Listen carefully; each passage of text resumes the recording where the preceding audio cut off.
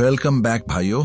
पुराना channel copyright की वजह से डिलीट हो गया, इसलिए सारे पुराने एपिसोड टेलीग्राम पर अपलोड कर दिए हैं। लिंक डिस्क्रिप्शन में है। अब आगे। शक्तिशाली लड़ाके वहां मूर्खता से खड़े नहीं रहेंगे या ऐसे जोखिम नहीं लेंगे। अभिमन्यु सिंह अपने सामने जहाज का ध्यानपूर्वक विश्लेषण किए बिना नहीं रह सका। शुद्ध काला डिस्क के आकार का। हे इस X-81 के साथ मुझे दानव बब्बाता मानस को खरोंच से जहाज बनाने के लिए इतनी मेहनत नहीं करनी पड़ेगी। जब तक मैं X-81 के AI सिस्टम को हैक कर सकता हूं और नियंत्रण प्रणालियों पर कब्जा कर सकता हूं, तब मैं इस X-81 स्काउट जहाज में कुछ संशोधन करूंगा। अभिमन्यु सिंह, एक बार जब यह हो जाएगा तो तुम इसे चलाकर ब्रह्मांड में रोमांच कर सकोगे। बाता उत्साहित था। खरोंच से बनाना तुरंत एक प्राप्त करने की सुविधा से तुलना नहीं कर सकता था। ठीक है, अभिमन्यु सिंह हसन ने अपना सिर हिलाया। साथ ही अभिमन्यु सिंह, भले ही मैं एक जहाज बनाऊं, वह इससे बेहतर नहीं होगा। इसकी शिल्प कौशल अच्छी है और पूरे जहाज को बनाने के लिए इस्तेमाल की जाने वाली मूल सामग्री एक धातु है जिसे काला इट्रियम से कहा जाता है। तुमने मुझे जो घटिया अवशेष दिए थे, वे इस धातु काला इट्रियम सन के करीब भी नहीं आ सकते। उचित उपकरण के बिना तुम कहीं नहीं पहुंच सकते, मैं कितना भी अच्छा क्यों न हूं। ऐसी घटिया सामग्रियों के साथ मैं केवल एक सामान्य ब्रह्मांड जहाज बना सकता हूं। यह इससे कभी बेहतर नहीं हो सकता। यह X-81 काला इट्रियम नाम धातु के साथ, यहां तक कि ब्रह्मांड स्तर के लड़ाकों को भी इसे तोड़ने के लिए बहुत ज्यादा प्रयास करना पड़ता है। बाता ने इसकी प्रशंसा की। सामान्य ब्रह्मांड स्तर के लड़ाके आमतौर पर इस ग्रेड के जहाजों की सवारी करते हैं। वे आमतौर पर इससे भी ज्यादा महंगा कुछ भी खरीदने की हिम्मत नहीं करते। अभिमन्यु सिंह ने सिर हिलाया। यह जहाज एक ब्रह्मांड योद्धा के लिए जहाजों का मानक था। यूनमो ग्रहम्मा जहाज अमर लोगों में से एक चैंपियन के लिए था। यूनमो ग्रहम्मर के मालिक का यह अफसोस की बात थी कि यह टूटा हुआ था। अगर यह टूटा नहीं होता, यूनमो ग्रहम्मर जहाज की सवारी करते हुए बस एक सीधी दौड़ के साथ यह गोल्डन हॉर्न बीस्ट को काट देता। यह आखिर एक भयानक जहाज था जो ग्रहों को काटने में सक्षम था। अभिमन्यु सिंह, इस जहाज को नियंत्रित करना बहुत मुश्किल होगा, बातास ने कहा। पृथ्वी के देशों ने इस X-81 स्काउट जहाज के लिए इतना जोखिम उठाया है, उन्होंने अनगिनत जान गंवाई है, यहां तक कि कॉकपिट के दरवाजे में भी प्रवेश नहीं कर पाए। बाता, हम कैसे अंदर जाएं? अभिमन्यु सिंह ने पूछा। राजवीर बीन द्वारा दिए गए दस्तावेज का पालन करते हुए पुरातात्विक मनानेसी 9 नंबर खंडहर कमन का सबसे कठिन हिस्सा प्रवेश मार्ग था। एक बार केबिन का दरवाजा खुल गया तो केवल एक ही रास्ता था जिसका पालन करना था। रास्ते के अंत में कॉकपिट का दरवाजा था। फिर भी विभिन्न देशों के कई कैनाभिजात वर्ग उसी रास्ते में मर गए हैं। कॉकपिट का दरवाजा खोलना कुछ ऐसा था जो राजवीर या बिजली देवता मन भी नहीं कर सकते थे। X-81 के निर्माण विवरण मैं इससे बहुत परिचित हूं। वर्चुअल स्पेस के भीतर बाता एक काले रंग का लबादा पहने हुए था। उसने अपना सिर उठाया। मुख्य दरवाजा खोलने के बाद मुख्य और एकमात्र रास्ता एक लेजर पथ है। इस पथ में छोड़े गए लेजर आसानी से स्टार ट्रेवलर स्तर 5 या 6 को भी मार सकते हैं। पृथ्वी के प्रतिनिधि स्टार ट्रेवलर स्तर 1 या 2 तब भी मर जाएंगे यदि उनके ब्लैक गॉड सेट कुछ क्षति को कम कर दें। केवल राजवीर शान या मैं बिजली देवता ब्लैक गॉड सेट के साथ शायद मौका पा सकते हैं। अभिमन्यु सिंहास ने ध्यान से सुना। लेजर बहुत शक्तिशाली हथियार हैं। यदि आप पृथ्वी पर मनुष्य लेजर पर अधिक ध्यान से शोध करते तो आपको बेहतर परिणाम मिल सकते थे। बातास ने आकलन किया। बहुत शक्तिशाली? अभिमन्यु सिंह ने मुश्किल से मैलश बाता को ऐसी किसी चीज की प्रशंसा करते सुना था। बेशक यह शक्तिशाली है, बाताओं ने आगे कहा। तार्किक रूप से जितना अधिक प्रकाश एक बिंदु पर केंद्रित होता है उतना ही मजबूत होता है।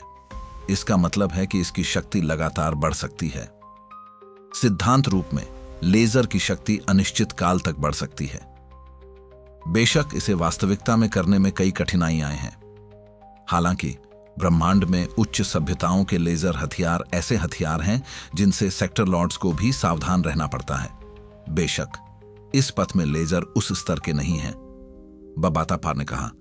आपको अब बस लेजर पथ से तेजी से आगे बढ़ना है और उस कॉकपिट का दरवाजा खोलना है। एक बार जब आप लेजर पथ पार कर लेते हैं तो हम वहां से अंदर जा सकते हैं। कॉकपिट का दरवाजा खोलना आसान नहीं होगा। तुम्हारा प्रमुख राजवीर और वह तथाकथित बिजली देवता, ईमानदारी से कहूं तो बिजली देवता आना, यह नाम मुझे परेशान करता है। कलाइकफ के वर्चुअल स्पेस के भीतर बबाता ने नाक सिकोड़ी। उन दोनों के पास दरवाजा खोलने का साधन नहीं है। इस कॉकपिट के दरवाजे को उठाने के लिए स्टार स्तर 3 या 4 के योद्धा की आवश्यकता होती है। स्टार स्तर 3 या 4 का योद्धा। अभिमन्यु सिंहात ने अपना सिर हिलाया। वह निश्चित रूप से इसे उठा नहीं पाएगा। अंतर बहुत बड़ा था। क्या हम इसे सिर्फ तोड़ सकते हैं चाकू के टुकड़े से? अभिमन्यु सिंह सर ने पूछा। दरवाजे की सामग्री सन काला इट्रियम सायान धातु है। तुम्हें लगता है कि तुम इसे तोड़ सकते हो? मैंने अभी कहा था, ब्रह्मांड के लड़ाकों को भी बहुत ज्यादा प्रयास करना पड़ता है। हाइब्रिड कॉपर एसेंस शार्द शक्तिशाली हो सकता है, लेकिन तुम्हारी शक्ति के साथ। बातात ने कहा, ठीक है, बस यही है। तुम्हें बस इस खिलौने को कॉकपिट के दरवाजे के नीचे खांचे में डालना है। एक अजीब उपकरण अभिमन्यु सिंहान के सामने प्रकट हुआ। पहली नजर में यह एक कुल्हाड़ी जैसा लग रहा था। ब्लेड का किनारा बेहद पतला था। साथ ही यह उपकरण लगभग 3 मीटर लंबा, 1 मीटर चौड़ा था। तुम्हें बस उस पतले हिस्से का उपयोग करना है और इसे दरवाजे और जमीन के बीच खांचे में डालना है, बस हो जाएगा। अब बाता ने कहा, ठीक है। अभिमन्यु सिंहासन ने अपने विचारों को केंद्रित किया। तुरंत क्लाउड कॉन्टैक्ट वायनन की पत्तियां फैली। एक कवच बन गई जिसने अभिमन्यु सिंहास के पूरे शरीर की रक्षा की। धूल भरी जमीन का पालन करते हुए जहाज की ओर चलते हुए। केबिन का दरवाजा। अभिमन्यु सिंह केबिन के दरवाजे पर तैर रहा था, दोनों हाथों से दरवाजे की दरारों को पकड़े हुए, जोर से धक्का देते हुए। खोलो हुआला। केबिन का दरवाजा खुल गया। जो सामने आया वह लगभग 30 मीटर लंबा एक रास्ता था। दोनों तरफ की दीवारों पर छोटे छोटे छेद थे। कोई कांच की वस्तुएं या ऐसा कुछ नहीं था जैसा अभिमन्यु सिंहन ने कल्पना की थी। लेजर पथ है ना? अभिमन्यु सिंहन ने गहरी सांस ली। सोरिंग शटलन थामन पहाड़ के कवचन में बदल गया था। उसके शरीर की रक्षा कर रहा था। वह तेजी से आगे बढ़ा। वश वश वश। तुरंत सफेद रोशनी की किरणें पूरे रास्ते को रोशन कर गईं। कुछ लेजर, जैसे उन्होंने अभिमन्यु सिंहान को महसूस कर लिया हो, दीवारों में छेद तदनुसार समायोजित और मुड़ गए, सीधे अभिमन्यु सिंहान पर गोलीबारी करने लगे। लेजरों की गति प्रति सेकंड 300,000 किलोमीटर। यहां तक कि मासास गोल्डन हॉर्न बीस्टन भी इसे चकमा नहीं दे पाएगा। अभिमन्यु सिंह आर्म्स तो बहुत दूर की बात है। गरज। लेजर का एक हिस्सा पहाड़ के कवचन से टकराया और वह अभिमन्यु सिंहास के शरीर से टकराया। अधिक लेजर सीधे अभिमन्यु सिंहास के शरीर से टकराने लगे। उसी समय 10 से अधिक किरणें उसे लगीं। रास्ते के भीतर अभिमन्यु सिंह, जो मूल रूप से अंदर भागा था, उससे भी तेज गति से उसे बाहर फेंक दिया गया। जमीन पर अभिमन्यु सिंह कई दर्जन मीटर तक जमीन पर रगड़ते हुए गया, इससे पहले कि मदरशिप की धातु की दीवार पर मुक्का मारा। अभिमन्यु सिंह, तुम क्या कर रहे हो? बबाता मत चिल्लाए बिना नहीं रह सका। अंदर घुसकर इस उपकरण को जमीन और दरवाजे के बीच फंसाना है, क्या तुमने यही नहीं कहा था? अभिमन्यु सिंह ने अपनी छाती को रगड़ा।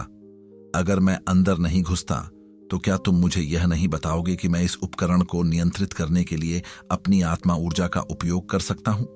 मुझे बस डर है कि जैसे ही यह अंदर जाएगा, यह लेजरों द्वारा नष्ट हो जाएगा। अभिमन्यु सिंह को क्लाउड कॉन्टैक्ट वाइनकिनी पर पूरा भरोसा था। पहली खेती ने इसे बेहद तेजी से विकसित होने में मदद की। उसके बाद इसने ज्यादातर सानमू या क्रिस्टल्स भी खाए। वर्तमान में क्लाउड कॉन्टैक्ट वाइन बैंड की शक्ति स्टार ट्रेवलर स्तर 7 या 8 पर थी। यदि बेल अभिमन्यु सिंहबान से लड़ती तो जब तक अभिमन्यु सिंहबा अपने हाइब्रिड कॉपर एसेंस शार्द का उपयोग नहीं करता, वह मुकाबला नहीं कर पाता। यह बेल की मजबूत रक्षा के कारण ही अभिमन्यु सिंहबास ने अंदर जाने की हिम्मत की थी।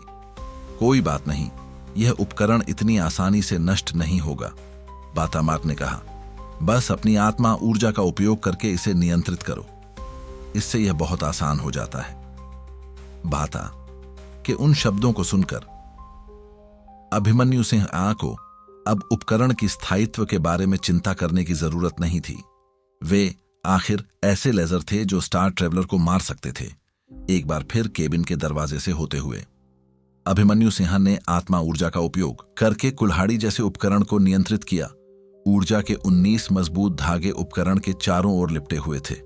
शिव, कुल्हाड़ी प्रकाश की एक किरण बन गई। एक सफेद लेजर किरण उससे टकराई। कुल्हाड़ी तुरंत बाहर फेंक दी गई। यह सच में टूटा नहीं। अभिमन्यु सिंह की आत्मा ऊर्जा कुल्हाड़ी उपकरण को नियंत्रित कर रही थी। लेजर बहुत तेज हैं, हम क्या कर सकते हैं? अभिमन्यु सिंह ने चारों ओर देखा, इससे पहले कि एक योजना बनाई। पहाड़ का कवच, सोअरिंग शटल 367 चाकू के ब्लेड में टूट गया। तेजी से पहाड़ का कवचवट बना रहा था। पहाड़ का कवचवट कुल्हाड़ी उपकरण के ऊपर को ढक रहा था, जमीन से चिपका हुआ था। जाओ। अभिमन्यु सिन्हा की निगाह ठंडी थी। शिव, पहाड़ का कवचमंडी और उसके नीचे का कुल्हाड़ी उपकरण बिजली की तरह तेजी से चला। लेजर सीधे उस पर गोलीबारी कर रहे थे। इकट्ठा हो। लेजर पहाड़ के कवचवर से टकराए। अलग हो। पहाड़ का कवच वास्तव में तुरंत 365 चाकू के ब्लेड में अलग हो गया। इतने सारे चाकू के ब्लेड के साथ बड़ी संख्या में लेजर किरणें उनकी ओर निर्देशित होने लगीं और जमीन पर कुल्हाड़ी उपकरण बिजली की तरह तेजी से आगे बढ़ रहा था। जमीन से चिपका हुआ और सीधे अंदर जा रहा था। इट्रियम कॉकपिटन के दरवाजे और जमीन के बीच एक बेहद छोटा गैप होना तय था। कुल्हाड़ी उपकरण अपने बेहद पतले ब्लेड के साथ अंदर घुस गया। हु। कुल्हाड़ी उपकरण से एक अजीब आवाज निकलने लगी। बस इतना देखा जा सकता था कि काला इट्रियम कॉकपिट 1 का दरवाजा उठने लगा था। दरवाजे के नीचे कुल्हाड़ी उपकरण था। जो कभी कुल्हाड़ी उपकरण का बेहद पतला ब्लेड था, वह वास्तव में 2 स्तरों में बदल गया था। ऊपरी स्तर दरवाजे को उठाने में लगा हुआ था। इसने पूरे काला इट्रियम दरवाजे को उठा दिया। इस दृश्य ने अभिमन्यु सिंह को हक्का बक्का कर दिया। बबाता, तुमने कहा था कि इस तक काला इट्रियम पैन दरवाजे को उठाने के लिए स्टार स्तर 3 या 4 की आवश्यकता होती है। अभिमन्यु सिंह चकित था। तुम क्यों नहीं देखते कि मैं क्या उपयोग कर रहा हूं? यह एक हरक्यूलिस जैकवास है। ओह, ब्रह्मांड की भाषा में इसे XXX कहा जाता है, बातावर ने कहा। यह पृथ्वी के सामान्य जैक के समान है। तुम्हें जानना चाहिए, एक अंतरिक्षयान को बनाए रखने के लिए बहुत सारे उपकरणों की आवश्यकता होती है। जब मैं पहले जहाज बना रहा था तो मैंने कई अलग अलग उपकरण प्राप्त किए थे। यह हरक्यूलिस जैक अंडास उनमें से एक है। जैसे जब कोई जहाज क्षतिग्रस्त हो जाता है या जो कुछ भी अटक जाता है, यदि योद्धा उसे हिला नहीं पाता है तो वह क्या कर सकता है? हरक्यूलिस जैकन का उपयोग करो, बातास ने गर्व से कहा। इस हरक्यूलिस जैकन की तकनीकी क्षमता बेहद उच्च है। अभिमन्यु सिंह चकित था। अभिमन्यु सिंह, तुम अभी तक अंदर क्यों नहीं घुस रहे हो? बातान ने कहा। अभिमन्यु सिंह ने लेजर पथ के अंत की ओर देखा। कॉकपिट का दरवाजा पहले ही 1 मीटर तक उठ चुका था। ब्रह्मांड मरम्मत उपकरण हरक्यूलिस जैक अलर्ट अभी भी लगातार दरवाजे को उठा काले धातु के रास्ते पर धूल जमी हुई थी। पहले हुए लेजर हमलों से सिर्फ छोटे निशान रह गए थे। हरक्यूलिस जैक धीरे धीरे और लगातार दरवाजे को ऊपर उठा रहा था। लेजर वाले रास्ते में अभिमन्यु सिंह ने खुद को तुरंत बादल स्पर्श कवच में ढक लिया था। सिर से पैर तक वह पूरी तरह से ढका हुआ था। पहली नजर में वह एक रक्त लाल मूर्ति जैसा लग रहा था। आक्रमण करो! अभिमन्यु सिंह जमीन से सटकर तेजी से अंदर घुसा और आगे बढ़ा। उसके ऊपर उड़ने वाली शटल पर्वत प्राचीर में बदल गई थी। लेजर की किरणें सीधे पर्वत प्राचीर और अभिमन्यु सिंह पर लगीं। जिस पल पर्वत प्राचीर पर हमला हुआ, अभिमन्यु सिंह के नियंत्रण में वह तुरंत 365 चाकू की धारों में बंट गया। इतनी सारी चाकू की धारें हवा में उड़ने से लेजर की प्रतिक्रिया प्रणाली ने उन्हें पहचान लिया और भी ज्यादा लेजर उत्पन्न करना शुरू कर दिया। उन्हें धारों की ओर निर्देशित किया। अभिमन्यु सिंह को भी कुछ हमलों से मालिश मिली। इकट्ठा हो जाओ। अभिमन्यु सिंह के पूरे शरीर पर एक लेजर लगा और वह जमीन पर गिर गया। बगल के लेजरों ने उसे बाईं ओर खिसका भी दिया। एक पल में अभिमन्यु सिंह लेजरों के हमलों से एक पिंग पोंग गेंद की तरह इधर उधर उछलने लगा। फिर भी वह खुद को आगे बढ़ाने के लिए अपनी आत्मिक ऊर्जा को दृढ़ता से बनाए हुए था। आगे, आगे, हुश। अभिमन्यु सिंह शक्ति जैक के नीचे से सरक गया जो जमीन में फंसा हुआ था और जहाज में घुस गया। मैं आखिरकार अंदर आ गया। अभिमन्यु सिंह को अपने पूरे शरीर में दर्द और पीड़ा महसूस हुई। उसी समय उसने बादल स्पर्श लता की बेचैनी महसूस की, जैसे कि वह अभी भी कई हमलों से उबर रही थी। अभिमन्यु सिंह हंसे बिना नहीं रह सका। नाटक मत करो, यह कोई बड़ी बात नहीं थी। जब हम वापस आएंगे तो मैं तुम्हें और खिलाऊंगा। बादल स्पर्श कवच का रक्त लाल रंग चमकने लगा, जैसे कि वह बहुत उत्साहित हो। शुआ। पीछे का शक्ति जैक तुरंत गायब हो गया। कॉकपिट का दरवाजा गिरा और सीधे धातु के फर्श पर जोर से टकराया। मैं हरक्यूलिस जैक रख रहा हूं, बबाता ने कहा। अभिमन्यु सिंह ने अपने चारों ओर देखा। वह एक विशाल सीधे रास्ते में था। बब्बाता, अब हमें कहां जाना है? अभिमन्यु सिंह नहीं जानता था कि उस अंधेरे रास्ते में उसका क्या खतरा इंतजार कर रहा है। हाँ, अभिमन्यु सिंह, तुम पहले ही काला ड्रैगन पर्वत X-81 जहाज में प्रवेश कर चुके हो। आराम करो, अब कोई खतरा नहीं है, बब्बाता ने कहा। चलो जल्दी से कमांड रूम की ओर बढ़ो। सिग्नल डिवाइस को जहाज के AI सिस्टम में डालो। जब मैं सीधे जहाज से जुड़ जाऊंगा तभी मैं AI के सुरक्षा कवच को हैक कर पाऊंगा और इसे नियंत्रित कर पाऊंगा। समझ गया।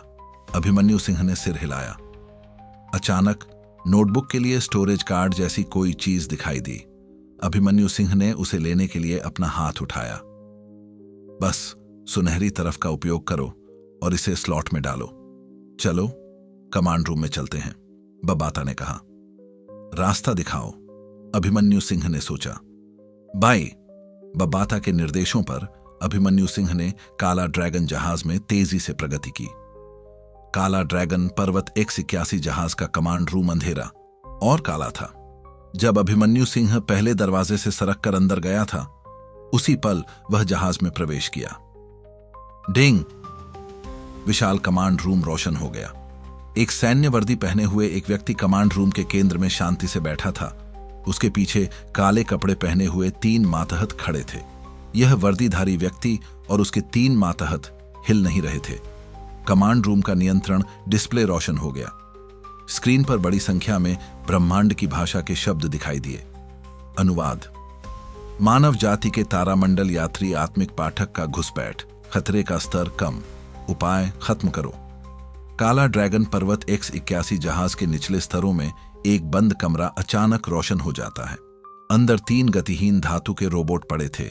ये 3 रोबोट लगभग 2.1 या 2.2 मीटर ऊंचे थे। उनके पूरे शरीर काले थे। उनकी आंखें लाल क्रिस्टल की थीं। डिंग। जब जहाज के मुख्य AI सिस्टम से सिग्नल पहुंचा तो 3 धातु के रोबोटों की लाल क्रिस्टल आंखें चमक उठीं। का। उनके शरीर के अंदर के ऊर्जा कैप्सूल तेजी से घूमने लगे। उसी समय उस कमरे के दरवाजे खुल गए। तीनों रोबोट एक व्यवस्थित तरीके से बाहर निकले और 3 प्रकाश पुंजों में बदल गए, जो निचले स्तर के रास्तों से मध्य स्तर के रास्तों की ओर बढ़ रहे थे। अभिमन्यु सिंह वर्तमान में मध्य स्तर और ऊपरी स्तर के बीच की सीढ़ियों पर था। अभिमन्यु सिंह तेजी से सीढ़ियों का पालन करते हुए ऊपरी स्तर पर पहुंचा। अभिमन्यु सिंह, तुम्हारे पीछे 3 धातु के रोबोट तुम्हें मारने के लिए आ रहे हैं, बब्बाता ने कहा। अभिमन्यु सिंह हैरान हो गया और फिर जल्दी से ऊपर की ओर भागा। जितना हो सके उतना फासला बना लिया। उसकी नजरें सामने की सीढ़ियों पर टिकी थीं। अभिमन्यु सिंह के पैरों को कंपन महसूस हुआ। यह तेजी से भागते और पीछा करते पैरों का कंपन था। बब्बाता, तुमने नहीं कहा था कि अंदर घुसने के बाद कोई खतरा नहीं होगा? यह जहाज 8 लाख से भी ज्यादा सालों से डूबा हुआ है। यह असल में अभी भी अपने रोबोटों को समर्थन देता है, इतना कि वे अभी भी काम कर रहे हैं। यार, यह कितना जिद्दी है। बब्बाता खुद को कहने से रोक नहीं सका। इस जहाज के मालिक ने स्टोरेज रूम में बड़ी संख्या में पावर सेल इकट्ठे किए होंगे, जिससे यह आज तक अपनी शक्ति बनाए रख सकता है। अभिमन्यु सिंह के पास बबाता से चर्चा करने का समय नहीं था। ऐसा इसलिए था क्योंकि धातु के रोबोट आ रहे थे। रंबल, एक काली प्रकाश की किरण सीढ़ियों का अनुसरण करते हुए ऊपरी स्तर पर तेजी से दौड़ी। अभिमन्यु सिंह ने धातु के रोबोटों को स्पष्ट रूप से देखा था। उनके पूरे शरीर लौह धातु के बने थे। उनकी आंखें लाल चमक रही थीं। उनके मुक्के बेमेल लग रहे थे। सिर्फ आकार की वजह से वे बहुत बड़े थे, जैसे दो भारी हथौड़े। तोड़ो! अभिमन्यु सिंह की उड़ने वाली शटल पर्वत ड्रिल में बदल गई। जिस समय रोबोट दौड़ रहे थे, पर्वत ड्रिल 18 सुनहरी प्रकाश की किरणों से रोशन हो गई, जो तेजी से ड्रिल के चारों ओर लिपट गईं और सिरे पर इकट्ठा हो गईं। अंग। पर्वत ड्रिल अपने साथ एक भयानक हवा और कान फाड़ने वाली आवाज लेकर आया। तेजी से एक रोबोट की छाती में छेद कर रहा था। इस बिंदु पर अभिमन्यु सिंह एक स्तर 3 का तारामंडल यात्री आत्मिक पाठक था। उड़ने वाली शटल भी 3 बड़े राज्यों के 9 चरणों के दूसरे स्तर पर पहुंच गई थी। एक साथ 18 आत्मिक ऊर्जा के धागों को नियंत्रित कर रही थी।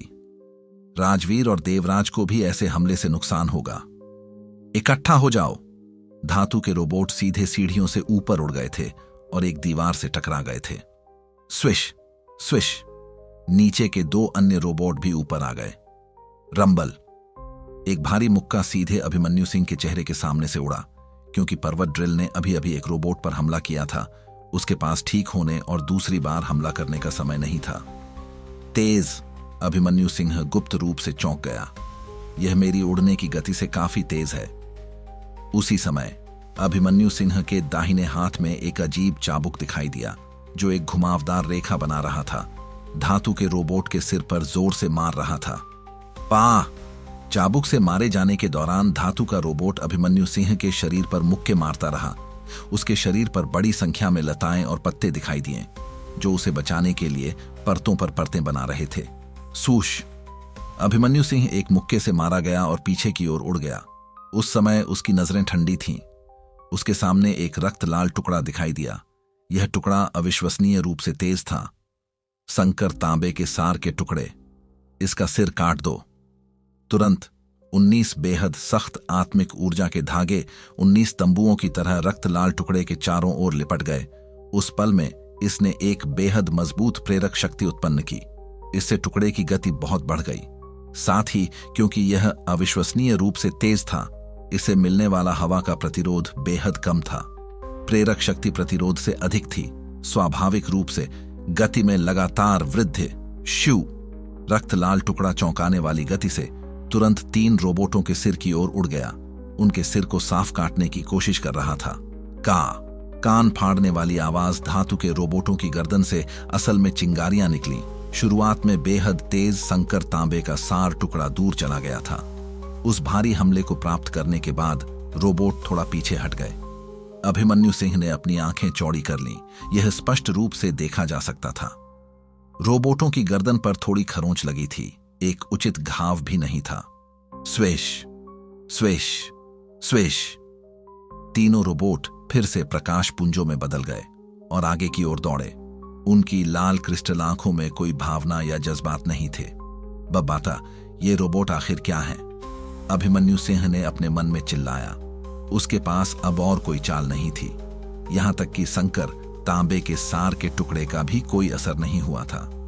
अभिमन्यु सिंह की गणनाओं के भीतर पर्वत ड्रिल पर भरोसा करते हुए वह एक तारामंडल यात्री स्तर 7 या 8 के खिलाफ भी जा सकता था।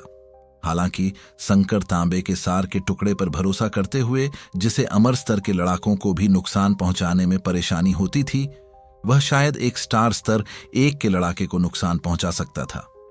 उसके लिए शर्त हालांकि यह थी कि दुश्मन बिना हिले वहीं खड़ा रहे, उसे हमला करने दे।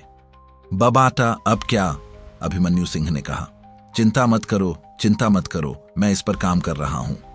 बब्बाता ने कहा। तुम काम कर रहे हो? अभिमन्यु सिंह किसी और चीज की चिंता नहीं कर सका।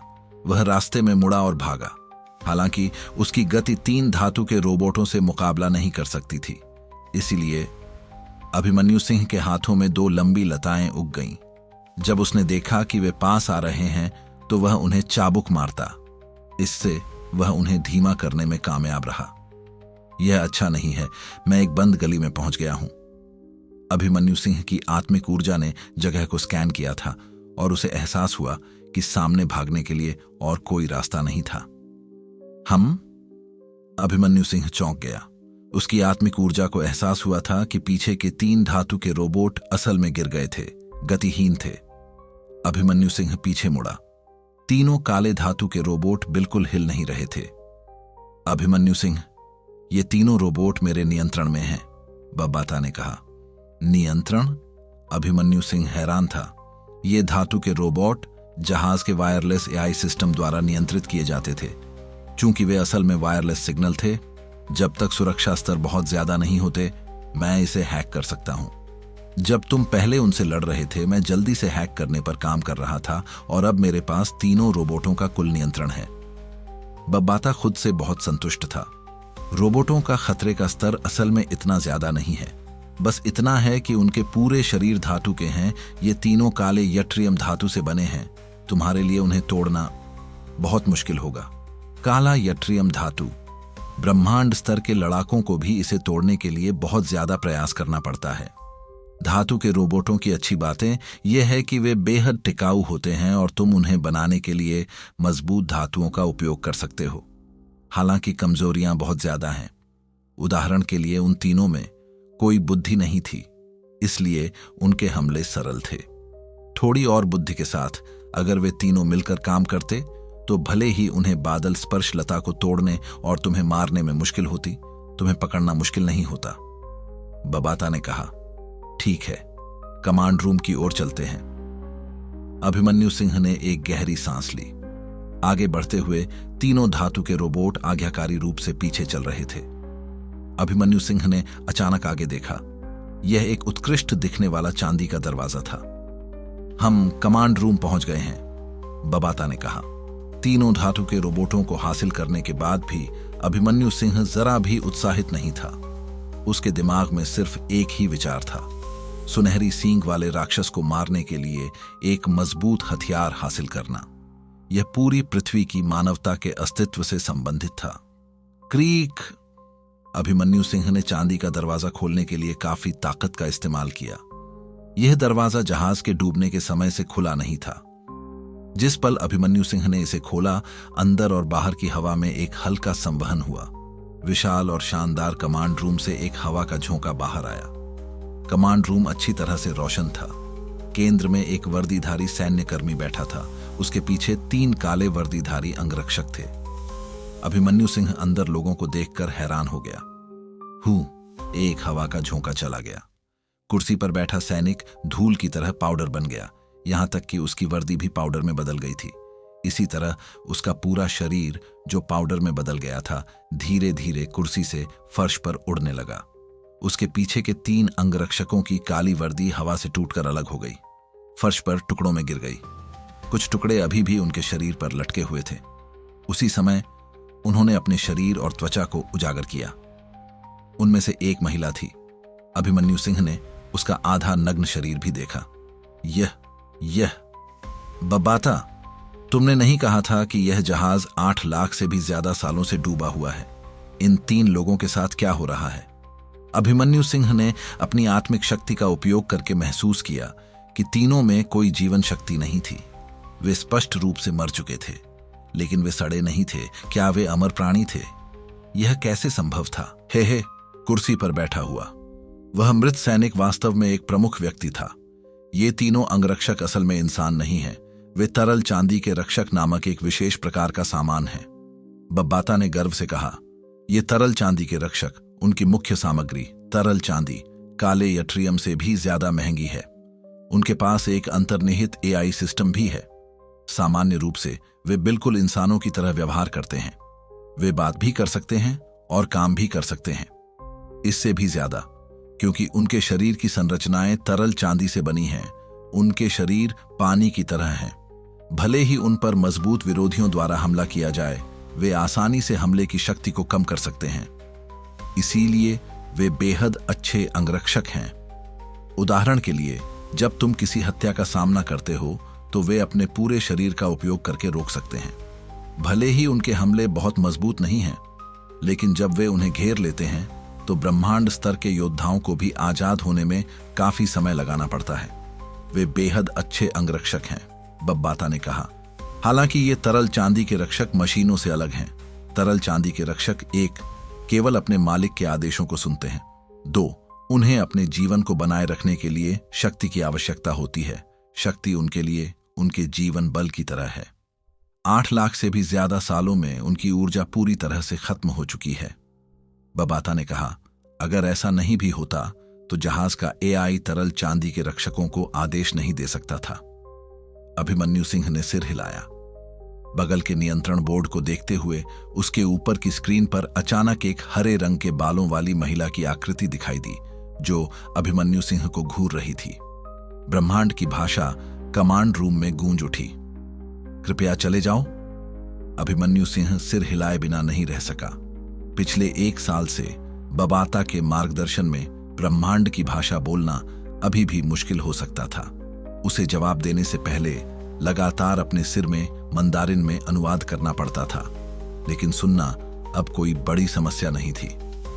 अभिमन्यु सिंह, सिग्नल डिवाइस को नियंत्रण बोर्ड के बाईं ओर उस हरे प्रवेश बिंदु में डालो, बब्बाता ने कहा।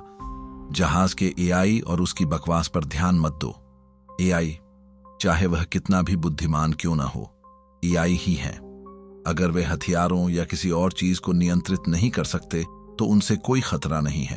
अभी वह एक नग्न महिला से ज्यादा कुछ नहीं है जिसे बांधकर और जकड़ कर रखा गया है। कलाई कफ के आभासी स्थान के भीतर बब्बाता ने आह भरी और सिर हिलाया। अब मैं उसे तबाह करने जा रहा हूं। गागा, उसने अपने 2 नुकीले दांत दिखाए। अभिमन्यु सिंह ने लाचारी से सिर हिलाया। उसने तुरंत सिग्नल डिवाइस को बोर्ड पर हरे प्रवेश बिंदु में डाल दिया। Do do do. Command room के भीतर तुरंत एक कान फाड़ने वाला अलार्म गूंज उठा। स्क्रीन पर तुरंत बड़ी संख्या में शब्द दिखाई दिए। हाँ, देखो मुझे, अभिमन्यु सिंह, इस एआई का सिस्टम बुरा नहीं है। हालांकि 30 मिनट के हैकिंग के भीतर यह काला ड्रैगन जहाज हमारा होगा। बब्बाता ने तुरंत अपनी हैकिंग पर ध्यान केंद्रित करना शुरू कर दिया। जहाज के एआई सिस्टम ने भी स्वाभाविक रूप से विरोध करना और अपनी सुरक्षा शुरू करना शुरू कर दिया। चेतावनी, सिस्टम पर हमला हो रहा है। ब्रह्मांड की भाषा गूंज उठी। कृपया 30 सेकंड के भीतर पासवर्ड दर्ज करें, अन्यथा आत्मविनाश शुरू हो जाएगा। 30, 29, 28। जब वह आवाज सुनाई दी, अभिमन्यु सिंह का भाव बदल गया। धिक्कार है, आत्मविनाश की प्रक्रिया। अभिमन्यु सिंह, हम मुसीबत में हैं। इस जहाज का मालिक बहुत बड़ा कमीना है। उसने असल में एआई को हमला होने पर आत्मविनाश करने के लिए प्रोग्राम किया। बब्बाता भी स्पष्ट रूप से घबरा रहा था। अब हम क्या करें? क्या कोई और रास्ता नहीं है? अभिमन्यु सिंह ने पूछा। 30 सेकंड। ब्रह्मांड का सबसे मजबूत एआई भी 30 सेकंड के भीतर इस तरह के सिस्टम को हैक नहीं कर सकता। बब्बाता घबराहट में था। मुझे पासवर्ड के बारे में कोई सुराग नहीं है। यह खत्म हो गया। मैं इस एआई सिस्टम को तबाह करना चाहता था। मुझे उम्मीद नहीं थी कि वह आत्महत्या की हद तक विरोध करेगी। यह खत्म हो गया, यह खत्म हो गया। बब्बाता लाचार महसूस कर रहा था। अभिमन्यु सिंह खुद को गुस्सा करने से रोक नहीं सका। बब्बाता, इस समय इस तरह के शब्द कहने का कोई मतलब नहीं है। जल्दी से कोई हल सोचो। हमें क्या करना चाहिए? हैं? कलाई कफ के आभासी स्थान के भीतर बब्बाता की रक्त लाल आंखें चौड़ी खुली। उसने कुछ बार पलकें झपकाई। वह जानता था अभिमन्यु सिंह बहुत गुस्से में था। वास्तव में अभिमन्यु सिंह अंदर ही अंदर उग्र था। बब्बाता के साथ मजाक करने का समय नहीं था। आवाज गूंज उठी और नियंत्रण स्क्रीन पर एक उलटी गिनती दिखाई दी। 10, 9, 8, 7। अभिमन्यु सिंह बेहद चिंतित था। कोई विकल्प नहीं है। उसके मन के भीतर बब्बाता ने एक निराश आवाज में कहा, छी छी। अचानक नियंत्रण बोर्ड से एक कान फाड़ने वाली आवाज निकली। स्क्रीन पर बड़ी संख्या में शब्द पागलपन की तरह दिखाई देने लगे। नियंत्रण बोर्ड पर बड़ी संख्या में बटन और पैनल भी आग पकड़ने लगे। 5, 4। नियंत्रण बोर्ड की आवाज ज्यादा अस्पष्ट और हकलाने लगी। Do do do. पूरे जहाज में एक कान फाड़ने वाला अलार्म बजा।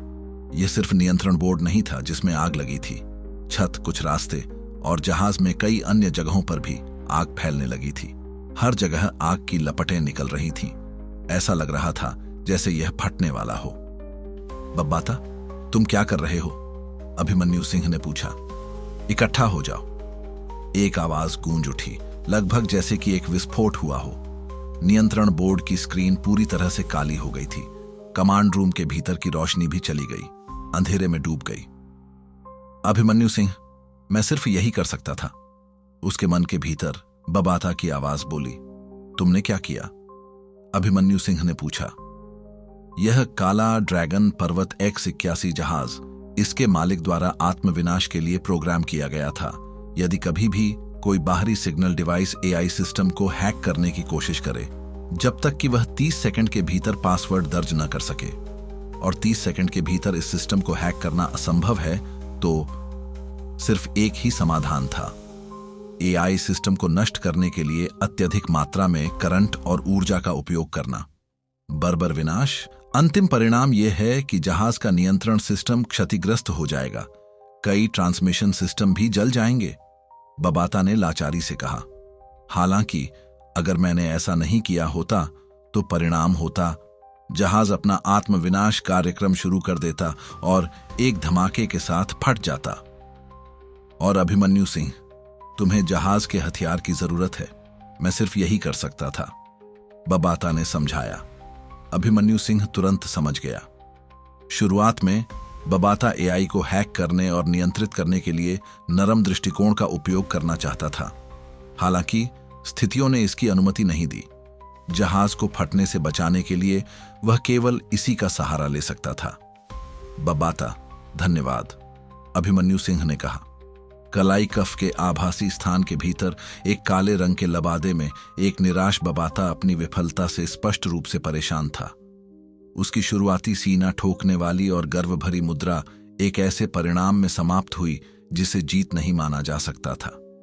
बबाता, धन्यवाद, अभिमन्यु सिंह की आवाज सुनाई दी। बबाता चौंक गया। धन्यवाद? बबाता, जो मूल रूप से निराश था, ने अपनी भौहें उठाईं और मुस्कुराया, अपने प्यारे नुकीले दांतों को दिखाते हुए हंसते हुए। धन्यवाद की जरूरत नहीं है अभिमन्यु सिंह। हे, क्या मैं अविश्वसनीय नहीं हूं? ऐसे बर्बर विनाश के लिए भी शक्ति की आवश्यकता होती है। एक AI के रूप में मेरी क्षमताएं उसकी क्षमताओं से कहीं ज्यादा थीं। उस समय सीमा के भीतर मैंने उसे इतनी शक्ति से भर दिया कि वह विरोध नहीं कर सकी और आखिरकार ढह गई। अभिमन्यु सिंह मुड़ा और 3 तरल चांदी के रक्षकों और उस पाउडर और अवशेषों को देखा जो सैन्य व्यक्ति ने पीछे छोड़ दिए थे। अभिमन्यु सिंह, उस समय क्योंकि पृथ्वी पास थी और 1000 प्रकाश वर्ष के भीतर थी, जिसमें अच्छी क्षमता वाली कई जातियां थीं, मालिक ने पृथ्वी को अपने क्षेत्र का हिस्सा बना लिया था। उस समय यह चांदी नीला साम्राज्य का था। इसीलिए मालिक ने अपनी शक्तियों का प्रदर्शन किया। एक आत्मिक ऊर्जा हमले से उसने एक विशाल अंतरतारकीय बेड़े पर हमला किया, जिससे सैनिकों की आत्माएं नष्ट हो गईं। बेड़े विभिन्न ग्रहों पर गिर गए, बबाता ने कहा। इस विशेष काला ड्रैगन जहाज का मालिक उस बेड़े का एक प्रमुख व्यक्ति रहा होगा। एक काला ड्रैगन पर्वत X-81 को तरल चांदी के रक्षकों के साथ मिल्की वे के भीतर खरीदने में सक्षम होना उसे स्थिति और पद वाला माना जाता है। बबाता ने आकलन किया। उसके अवशेष अच्छे होने चाहिए, ले लो। अभिमन्यु सिंह ने सिर हिलाया। साथ ही उन तरल चांदी के रक्षकों की ऊर्जा खत्म हो चुकी होगी। मुझे आश्चर्य है कि क्या मेरे आरक्षित ऊर्जा क्रिस्टल संगत हैं? मैं उन तीनों तरल चांदी के रक्षकों को रख लूंगा, उन्हें थोड़ा ठीक करूंगा और देखूंगा कि क्या उनका अभी भी उपयोग किया जा सकता है, बबाता ने कहा।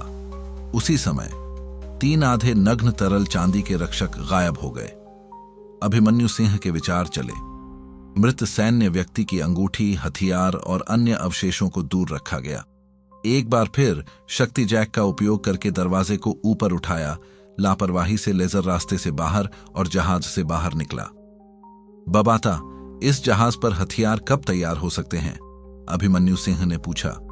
इस काले ड्रैगन जहाज का AI सिस्टम और नियंत्रण सिस्टम क्षतिग्रस्त हो गए हैं, लेकिन हथियार और अन्य चीजें क्षतिग्रस्त नहीं हैं। हालांकि 1 लाख से भी ज्यादा सालों में भले ही इस जहाज में 3 रोबोट इसे बनाए रख रहे थे, मेरा अनुमान है कि हथियारों में अभी भी कई छोटी समस्याएं होनी चाहिए। आराम करो, मैंने जांच की है। एक स्टार स्तर 6 या 7 को मारने में सक्षम हथियार बनाना अभी भी संभव है। हालांकि समय मुझे यकीन नहीं है, लगभग 1 या 2 दिन। काले डिस्क के आकार का जहाज तुरंत गायब हो गया। मैं इस जहाज को रख रहा हूं और हथियारों की मरम्मत शुरू कर रहा हूं, बबाता ने कहा। ठीक है, तुम्हें परेशान करने के लिए खेद है, बबाता। अभिमन्यु सिंह खुद को कहने से रोक नहीं सका। हे, कोई बात नहीं, कोई बात नहीं, बबाता ने कहा। ओह ठीक है, जब हम बाहर निकलेंगे तो मैं मातृ जहाज के अवशेषों को भी संग्रहित करूंगा। मातृ जहाज का शरीर X-81 से बहुत बहुत बड़ा था।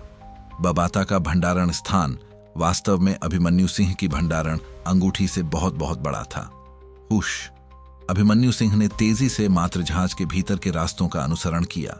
उसके परिवार लगातार उसके दिमाग में थे। वह यह भी नहीं जानता था कि विभिन्न देशों में क्या चल रहा था और निगलने वाले राक्षस के साथ स्थिति कितनी खराब हो गई थी।